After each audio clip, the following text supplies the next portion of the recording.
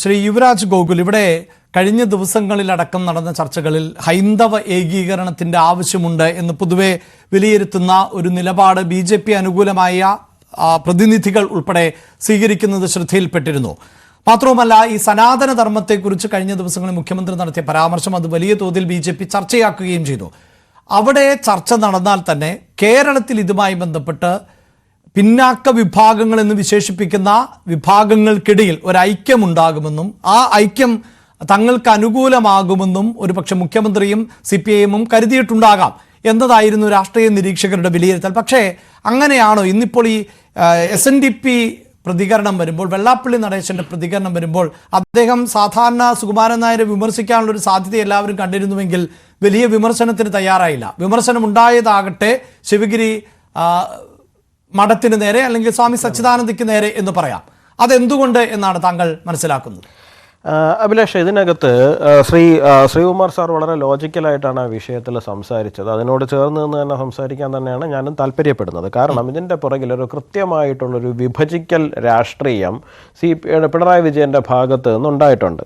ഒന്ന്, ശ്രീ സച്ചിദാനന്ദ സ്വാമികൾ പറഞ്ഞതിനെ പരിപൂർണമായും തള്ളിക്കളയാനും തയ്യാറാകുന്നില്ല ഞാൻ, അദ്ദേഹം പറഞ്ഞതിനെ പരിപൂർണമായിട്ടും ഉൾക്കൊള്ളുവാനും തയ്യാറാകുന്നില്ല. ശ്രീ വെള്ളാപ്പള്ളി നടേശൻ പോലും അദ്ദേഹം പറഞ്ഞിരിക്കുന്നതിലെ ഒരു ഭാഗത്തിനെ ഓൺ ചെയ്തിട്ടുണ്ട്. എന്താണ്? ഷർട്ട് ഇട്ട് അമ്പലങ്ങളിൽ കയറുക എന്ന് പറയുന്നത് SNDP യോഗം വളരെ മുമ്പ് തന്നെ എടുത്തിരുന്ന ഒരു നിലപാടാണ് എന്ന് അദ്ദേഹം പറഞ്ഞിട്ടുണ്ട്. ഇവിടെ സച്ചിദാനന്ദ സ്വാമി പറഞ്ഞതിനകത്ത് നമുക്ക് വിയോജിപ്പ് വരുന്ന ഭാഗം എന്ന് പറയുന്നത്, അദ്ദേഹം പറഞ്ഞു ഇത് പൂണൂല് കാണാൻ വേണ്ടിയിട്ടാണ് ഈ ഷർട്ട് ഇടാതെ അകത്ത് കയറണം എന്ന് പറഞ്ഞിരിക്കുന്നത്. ആ പറഞ്ഞിരിക്കുന്നതിനകത്ത് വലിയൊരു ലോജിക്ക് ഇല്ലായ്മയുണ്ട്. കാരണം ഈ ക്ഷേത്രങ്ങൾ എന്നൊക്കെ പറയുന്നത് 10-20 വർഷങ്ങൾക്ക് മുമ്പ് പണിഞ്ഞിരിക്കുന്ന ക്ഷേത്രങ്ങളല്ല. ഇതിനെല്ലാം തന്നെ നൂറ്റാണ്ടുകൾ പഴക്കമുള്ള ക്ഷേത്രങ്ങളാണ് പലതും. ഈ നൂറ്റാണ്ടുകൾ പഴക്കമുള്ള ക്ഷേത്രം എന്ന് പറയുമ്പോൾ മലയാളി ഷർട്ട് തിരിച്ചു തുടങ്ങിയിട്ട് എത്ര പതിറ്റാണ്ടായിട്ടുണ്ടാകും എന്നുള്ള കാര്യത്തെക്കുറിച്ച് നമുക്ക് തന്നെ ലോജിക്കലി ചിന്തിച്ചു നോക്കാവുന്നേ ഉള്ളൂ. പഴയ ബ്ലാക്ക് ആൻഡ് വൈറ്റ് സിനിമകളൊക്കെ എടുത്ത് നോക്കിയാൽ തന്നെയും അതിനകത്തുള്ളൊരു 50% മനുഷ്യരും ഷർട്ടുകളൊന്നും ധരിക്കാത്ത മനുഷ്യരെ തന്നെയാണ് നമ്മൾ കാണുന്നത്. നമുക്കറിയാവുന്ന വസ്തുതകൾ തന്നെയാണ്. അപ്പോൾ അന്നത്തെ കാലത്ത് ക്ഷേത്രത്തിൽ വരുന്ന ആൾക്കാർ എങ്ങനെയാണ് പൂണൂലുണ്ടോ അത് നമുക്ക് ലോജിക്കലി തന്നെ നമുക്കത് മനസ്സിലാവും. അപ്പോൾ അടുത്ത ആരോപണവുമായിട്ട് വരും. എന്താണ്? അന്നത്തെ കാലഘട്ടത്തിൽ പല ആൾക്കാരും ക്ഷേത്രങ്ങളിൽ പോയിരുന്നില്ല, അയിത്തം ഉണ്ടായിരുന്നു. അങ്ങനെയൊന്നും അല്ല. അങ്ങനെ ഉണ്ടായിരുന്നെങ്കിൽ തന്നെയും അത് ചില ക്ഷേത്രങ്ങളുമായിട്ട് ബന്ധപ്പെട്ടിട്ടായിരുന്നു. ഇപ്പോൾ തിരുവനന്തപുരം നഗരത്തിലൂടെ തന്നെ നിങ്ങൾ വെറുതെ ഒന്ന് ഇറങ്ങി നടന്നു കഴിഞ്ഞാൽ നിങ്ങൾക്ക് കുറഞ്ഞത് ഒരു 10 സമുദായങ്ങളുടെയെങ്കിലും, അതിൽ OBC കമ്മ്യൂണിറ്റി ഉണ്ട്, SC കമ്മ്യൂണിറ്റി ഉണ്ട്, നായർ കമ്മ്യൂണിറ്റി ഉണ്ട്, ബ്രാഹ്മൺ കമ്മ്യൂണിറ്റി ഉണ്ട്, ഇങ്ങനെ പലരുടേതായിട്ടുള്ള ക്ഷേത്രങ്ങൾ നിങ്ങൾക്ക് കാണാൻ വേണ്ടിയിട്ട് സാധിക്കും. ഈ പറയുന്ന ക്ഷേത്രങ്ങളെല്ലാം 100 വർഷത്തിന് മുകളിൽ പഴക്കമുള്ള ക്ഷേത്രങ്ങളില്ല. അല്ലാണ്ട് ക്ഷേത്രപ്രവേശന വിളംബരം വന്നതിന് ശേഷം മാത്രം ക്ഷേത്രങ്ങളിൽ പോയി തുടങ്ങിയ ഒരു സമ്പ്രദായമൊന്നുമല്ല അവിടെയൊക്കെ നിലനിൽക്കുന്നത്. വിവിധ സമുദായങ്ങളുണ്ട്. ആ സമുദായങ്ങളുടെ എല്ലാം അതാത് സമുദായങ്ങളുടെ ക്ഷേത്രങ്ങളിൽ എല്ലാവരും പോയിരുന്നു. ക്ഷേത്രപ്രവേശന വിളംബരം വന്നതോടുകൂടി അങ്ങോട്ടും ഇങ്ങോട്ടും പരസ്പരം മാറിയുള്ള സമുദായ ക്ഷേത്രങ്ങളിലേക്ക് എല്ലാവരും പോയി തുടങ്ങി എന്നുള്ളതാണ്. അപ്പോൾ ഈ ഷർട്ട് ധരിക്കാതെ വരാൻ പറഞ്ഞിരിക്കുന്നത് പൂണൂല് കാണാനാണ് എന്ന് പറയുന്ന ഒരു വാദം അവിടെ നിലനിൽക്കുന്നില്ല എന്നുള്ളതാണ് ഒന്ന്. രണ്ടാമത്തെ ഒരു കാര്യം, അപ്പോൾ അതിനകത്ത് ആ പറഞ്ഞിരിക്കുന്നതിനകത്ത് വലിയ ഒരു ഭിന്നിപ്പിക്കൽ സാധനം അദ്ദേഹം അറിഞ്ഞോ അറിയാതെയോ, അദ്ദേഹം അറിയാതെയാണ് എന്നാണ് ഞാൻ വിശ്വസിക്കുന്നത്. ഒരുപക്ഷെ അദ്ദേഹം തെറ്റിദ്ധരിപ്പിക്കപ്പെട്ടിരിക്കുന്നതായിരിക്കും. ഈ പറയുന്ന ചില ഇടത് ചരിത്രകാരന്മാരെന്ന് പറയുന്നവർ ഇത്തരം നറേറ്റീവുകൾ ഉണ്ടാക്കാൻ നോക്കുകയും അദ്ദേഹം ആ തെറ്റിദ്ധാരണയിൽ അദ്ദേഹം പറഞ്ഞതായിരിക്കാനാണ് സാധ്യത. പിണറായി വിജയൻ അതിനകത്ത് വളരെ കൃത്യമായിട്ടൊരു രാഷ്ട്രീയം കാണുകയും അവിടെ നിന്നുകൊണ്ട് തുടങ്ങുകയും അതിനെ കുറച്ചുകൂടി മുമ്പോട്ട് കൊണ്ടുപോവുകയും അദ്ദേഹം എന്താണ് ഗുരു വർണ്ണാശ്രമ ധർമ്മങ്ങളെല്ലാം ഉപേക്ഷിച്ച ആളാണ് എന്നൊക്കെ ഉള്ള തരത്തിൽ പറയുന്നത്. അത് തന്നെ തെറ്റാണ്. കാരണം ആശ്രമധർമ്മം ഒന്നും ഗുരു ഉപേക്ഷിച്ചിട്ടൊന്നുമില്ല. ഗുരു തന്നെ ഒരു സന്യാസാശ്രമത്തിൽ നിലനിന്നിരിക്കുന്ന ആളാണ്. ഇപ്പൊ ഒരു പക്ഷേ ദശനീമി സന്യാസാശ്രമത്തിലായിരിക്കില്ല, എന്നാൽ പോലും അദ്ദേഹം ഒരു സന്യാസാശ്രമത്തിൽ തന്നെ നിലനിന്നിരിക്കുന്ന ആളാണ് ശ്രീനാരായണ ഗുരു എന്ന് പറയുന്നത്. മാത്രമല്ല അദ്ദേഹം തന്നെ അദ്ദേഹത്തിന്റെ പള്ളാത്തുരുത്തിയിലെ ഒരുപക്ഷെ ഈ ഫ്ലോറിൽ മുമ്പ് ചർച്ച ചെയ്തിട്ടുണ്ട്. പള്ളാത്തുരുത്തിയിലെ സ്പീച്ചിൽ വളരെ കൃത്യമായിട്ട് ഒരു ജാതി, ഒരു മതം, ഒരു ദൈവം എന്ന് പറയുന്ന സനാതന ധർമ്മമാകുന്നു എന്ന് തന്നെ ഗുരു പറഞ്ഞാണ്. അപ്പൊ ഗുരുവിനേക്കാളും വലിയ ഗുരു പിണറായി വിജയൻ ആകേണ്ട കാര്യമില്ല ഈ വിഷയത്തിൽ. അപ്പോൾ പിണറായി വിജയന്റെ പ്രശ്നം എന്താണെന്ന് പറഞ്ഞു കഴിഞ്ഞാൽ, പിണറായി കുറച്ചു കാലമായിട്ട് കേരളത്തിലെ പൊളിറ്റിക്സ് ഓടിച്ചുകൊണ്ട് വരുന്നതെന്ന് പറഞ്ഞു കഴിഞ്ഞാൽ, ഇപ്പോൾ ശ്രീകുമാർ സാർ പറഞ്ഞതുപോലെ തന്നെ നായർ ക്രിസ്ത്യൻ മുസ്ലിമാണ് കാലങ്ങളായിട്ട് UDFന്റെ പുറകിൽ നിന്നിരുന്നത് എന്നുണ്ടെങ്കിൽ, ഈ പറയുന്ന ഈഴവ അതർ OBC + SC ആണ് ഇടതുപക്ഷ ഇടതുപക്ഷത്തിന്റെ ഒരു വോട്ട് ബാങ്കായിട്ട് നിലനിന്നിരുന്നത്. അപ്പൊ പിണറായി ധരിച്ചു വെച്ചിരുന്നതെന്ന് പറഞ്ഞു കഴിഞ്ഞാൽ ഈ നായർ വോട്ട് UDF-ൽ നിന്ന് സ്പ്ലിറ്റായി BJP-യിലേക്ക് പോകുമ്പോൾ എല്ലാ കാലഘട്ടത്തിലും അവിടെ നിന്ന് മുസ്ലിം വോട്ടിനെയും ക്രിസ്ത്യൻ വോട്ടിനെയും കൂടെ പിടിച്ചു കഴിഞ്ഞാൽ കാലങ്ങളോളം ഭരിക്കാമെന്നുള്ളതായിരുന്നു. പക്ഷേ കഴിഞ്ഞ പാർലമെന്റ് തിരഞ്ഞെടുപ്പോടുകൂടി അങ്ങനെ അല്ലെന്നും CPM-ന്റെ വോട്ട് ബേസിൽ ഉണ്ടായിരുന്ന ഇഴവ വോട്ട് ഉൾപ്പെടെ ഇളകുന്നു എന്നുള്ള കാര്യം അദ്ദേഹത്തിന് ബോധ്യപ്പെട്ടപ്പോൾ വളരെ കൃത്യമായിട്ട് അദ്ദേഹം ഒരു ഭിന്നിപ്പിക്കൽ രാഷ്ട്രീയം, ഒരു കുത്തിത്തിരിപ്പ് രാഷ്ട്രീയവുമായിട്ട് അദ്ദേഹം മുമ്പോട്ട് വന്നത് മാത്രമാണ് നമ്മൾ ശിവഗിരിയിൽ കാണുന്നത്. അതിന്റെ പേരിൽ മാത്രമാണ് ഈ അനാവശ്യമായ ചർച്ചകൾ. കേരളത്തിൽ എത്രയോ പ്രൊഡക്റ്റീവായ വിഷയങ്ങളിൽ ചർച്ച നടത്താനേ, എന്തിനാ ഇത്തരം അനാവശ്യമായിട്ടുള്ള ഒരു വിഷയങ്ങളിൽ മാത്രം ചർച്ച തുറന്നു വിടുന്നത്? പിന്നെ ഈ പറയുന്ന NSS-ഉം SNDP-യും അല്ലെങ്കിൽ SNSS-ഉം ശിവഗിരി മഠവും ഇപ്പം നോക്കൂ, ഇപ്പൊ സുകുമാരൻ നായർ ഒരു വിഷയം പറഞ്ഞിരിക്കുകയാണ്. സുകുമാരൻ നായർ പറഞ്ഞിരിക്കുന്ന വിഷയം എന്താണ്? ഷട്ടിടാതെ ക്ഷേത്രങ്ങളിൽ പോകുന്നതിന് സ്വാതന്ത്ര്യത്തെ കുറിച്ചിട്ടാണ് പറഞ്ഞിരിക്കുന്നത്. എന്ന് കരുതി NSS മാനേജ് ചെയ്യുന്ന എല്ലാ ക്ഷേത്രങ്ങളിലും അങ്ങനെയാണോ? നിങ്ങളിപ്പോ തിരുവനന്തപുരത്ത് നമ്മുടെ കോട്ടയ്ക്കകത്തേക്ക് ചെന്ന് നോക്കിക്കഴിഞ്ഞാൽ NSS മാനേജ് ചെയ്യുന്ന ഒരു നാഗരാജ വിഷ്ണു ക്ഷേത്രം ഉണ്ട്. അവിടെ ആരും ഷട്ട് അഴിച്ചിട്ടല്ല കയറുന്നത്, ഷട്ട് ഇട്ടുകൊണ്ട് തന്നെയാണ് കയറുന്നത്. അതുപോലെ തന്നെ തിരുവനന്തപുരത്ത് ഇരിക്കുന്ന നായർ കുടുംബങ്ങൾ മാനേജ് ചെയ്യുന്ന എത്രയോ മഹാക്ഷേത്രങ്ങൾ ഇവിടെ ഉണ്ട്. ഈഴവ കുടുംബങ്ങൾ മാനേജ് ചെയ്യുന്ന മഹാക്ഷേത്രങ്ങൾ ഇവിടെ ഉണ്ട്. ഈ രണ്ട് ക്ഷേത്രങ്ങളിലും ആൾക്കാർ ഉടുപ്പിട്ടുകൊണ്ട് തന്നെ കയറുന്ന ക്ഷേത്രങ്ങളുണ്ട്, ഷർട്ട് ധരിച്ചുകൊണ്ട് തന്നെ കയറുന്ന ക്ഷേത്രങ്ങളുണ്ട്.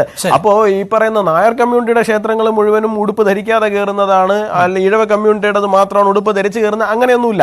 പല ക്ഷേത്രങ്ങളിലും അങ്ങോട്ടും ഇങ്ങോട്ടും ഒക്കെ മാറി സംഭവിക്കുന്നുണ്ട്. അവിടെ യുവരാജ്, ഈ ശ്രീകുമാർ സാർ പറഞ്ഞതാകട്ടെ, താങ്കൾ അതിനോട് ചേർത്ത് വെച്ചതാകട്ടെ, ഈ പറയുന്നത് പോലെ പിന്നാക്ക വിഭാഗങ്ങളുമായി ബന്ധപ്പെട്ട് കുറച്ചുകൂടി ഇഴയെടുപ്പം പാർട്ടിക്ക് വരാൻ ലക്ഷ്യമിട്ടുകൊണ്ടുള്ള ഒരു പ്രസ്താവനയാണ് എന്ന് കരുതുക.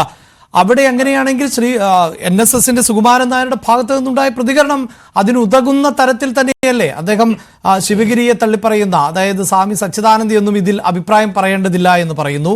ഉടനെ സച്ചിദാനന്ദയുടെ മറുപടി വരുന്നു, ഞാൻ എന്തുകൊണ്ടും ഇത് പറയാൻ യോഗ്യനാണ് എന്ന തരത്തിലുള്ള മറുപടി പറയുന്നു. അപ്പോൾ പൊളിറ്റിക്കലി ഇത് നേട്ടമാകാം ഇപ്പോഴും CPM-ന് എന്നതിന് നമുക്ക് തള്ളിക്കളയാൻ പറ്റുമോ? അതല്ലേ ഇപ്പോൾ പോകുന്ന സാഹചര്യം. അഭിലാഷ് അത് തന്നെയാണ് പറയുന്നത്, തള്ളിക്കളയുന്നില്ല. പിണറായി വിജയൻ ഉദ്ദേശിച്ചത് എന്താണ്? പിണറായി വിജയൻ ഉദ്ദേശിച്ചത് വളരെ കൃത്യമായിട്ടും ഹിന്ദു കമ്മ്യൂണിറ്റിയുടെ ഇടയിൽ വളർന്നു വരുന്ന ജാതിക്ക് അതീതമായിട്ടുള്ള ഒരു ഐക്യത്തെ തകർക്കുവാൻ വേണ്ടിയിട്ടുള്ള ഒരു കുത്തിത്തിരിപ്പ് ഉണ്ടാക്കുക എന്നുള്ള. അല്ലെ, ഞാൻ ആദ്യമേ പറഞ്ഞൊരു ഇപ്പൊ താങ്കൾ പറഞ്ഞതുപോലെ തന്നെ പിന്നോക്ക സമുദായങ്ങളുടെ ഇടയിലുള്ള ഒരു ഇഴയടുപ്പം സൃഷ്ടിക്കുക എന്നുള്ളതല്ല.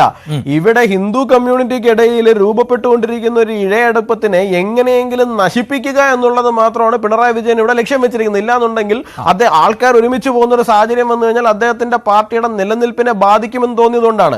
ഒന്ന്. രണ്ടാമത്തെ ഒരു കാര്യം എന്ന് പറഞ്ഞു കഴിഞ്ഞാൽ ഇവിടെ സച്ചിദാനന്ദ സ്വാമി പറയുന്നതായിരുന്നാലും ശരി, സുകുമാരൻ നായർ പറയുന്നതായിരുന്നാലും ശരി തന്നെയാണ്, വളരെ ശരി, രണ്ടുപേരും പറയുന്നത് ശരി തന്നെയാണ്. രണ്ടുപേർക്കും അത് പരസ്പരം മനസ്സിലാകുന്നില്ല എന്നുള്ളത് മാത്രമാണ് എനിക്ക് അതിനകത്തൊരു പ്രശ്നമായിട്ട് തോന്നുന്നത്. ഞാൻ അതൊന്ന് കംപ്ലീറ്റ് ചെയ്തോട്ടെ, അല്ലെങ്കിൽ ഒരു കൺഫ്യൂഷൻ കിടക്കും. ഇപ്പോൾ ഒരു ഉദാഹരണം പറഞ്ഞു കഴിഞ്ഞാൽ ശിവഗിരി മഠത്തിലേക്ക് പോകുന്ന ആൾക്കാർ എന്ത് വസ്ത്രം ധരിച്ചു പോകണമെന്ന് നാളെ ഇസ്കോൺ മഠത്തിലുള്ള ആൾക്കാർ തീരുമാനിച്ചു, അല്ലെങ്കിൽ അവരുടെ അഭിപ്രായം പറഞ്ഞാൽ അത് ശരിയാകുമോ? ഇല്ല.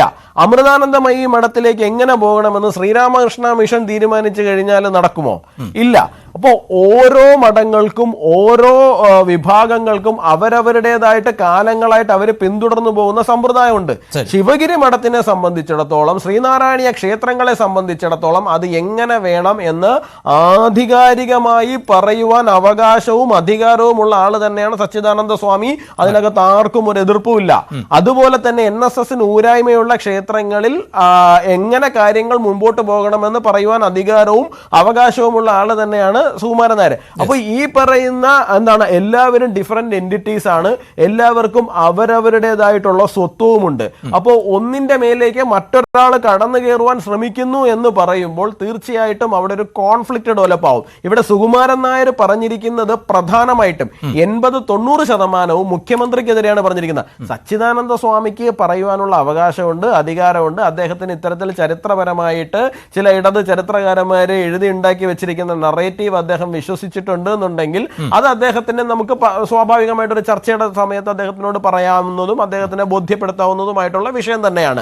ആധ്യാത്മിക വിഷയമല്ല, അത് ചരിത്രപരമായ ഒരു വിഷയം, സാമൂഹികപരമായ ഒരു വിഷയമാണ്. അത് അദ്ദേഹത്തോട് പറയാവുന്നത്. പക്ഷെ പിണറായി വിജയൻ അതിനകത്ത് കണ്ടത് ചോര എന്താണ്, ക്ഷീരമുള്ള ഒരു അകിടിൻ ചുവട്ടിലും ചോര തന്നെ കൊതുകിന് പ്രിയം എന്ന് പറയുന്നത് പോലെ പിണറായി വിജയൻ അതിനകത്ത് കണ്ടിരിക്കുന്നത് തന്റെ രാഷ്ട്രീയത്തിന് വേണ്ടിയിട്ടുള്ള കൃത്യമായ ഭിന്നത എങ്ങനെ ഉണ്ടാക്കും എന്ന് മനസ്സിലാക്കുവാൻ അല്ല എന്ന് ചിന്തിച്ചു വിമർശിച്ചുകൊണ്ടുള്ള ഒരു ഇടപെടൽ.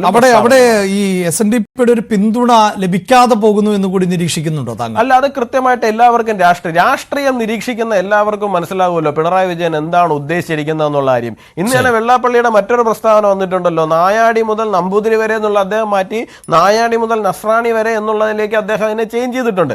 പിണറായി വിജയൻ എന്താണ് ഉദ്ദേശിച്ചിരിക്കുന്നത്? പിണറായി വിജയൻ ഉദ്ദേശിച്ചിരിക്കുന്നത് ഭിന്നത ഉണ്ടാക്കലാണ് എന്നുള്ള കാര്യം വളരെ വ്യക്തമായിട്ട് കേരളത്തിലെ പൊതുസമൂഹത്തിന് പരിപൂർണമായിട്ട് അത് ബോധ്യം വന്നിട്ടുണ്ട്. ആ ബോധ്യത്തിൽ നിന്നുള്ള പ്രതികരണം തന്നെയാണ് വെള്ളാപ്പള്ളിയുടെ ഭാഗത്തു നിന്നുണ്ടായിരിക്കുന്നത്. അത് തന്നെയാണ് ഒരു 80-90% പിണറായി വിജയനെ വിമർശിച്ചുകൊണ്ടുള്ള സുകുമാരൻ നായരുടേതായിട്ടുള്ള പ്രസ്താവനയായിട്ടും വന്നിരിക്കുന്നത്.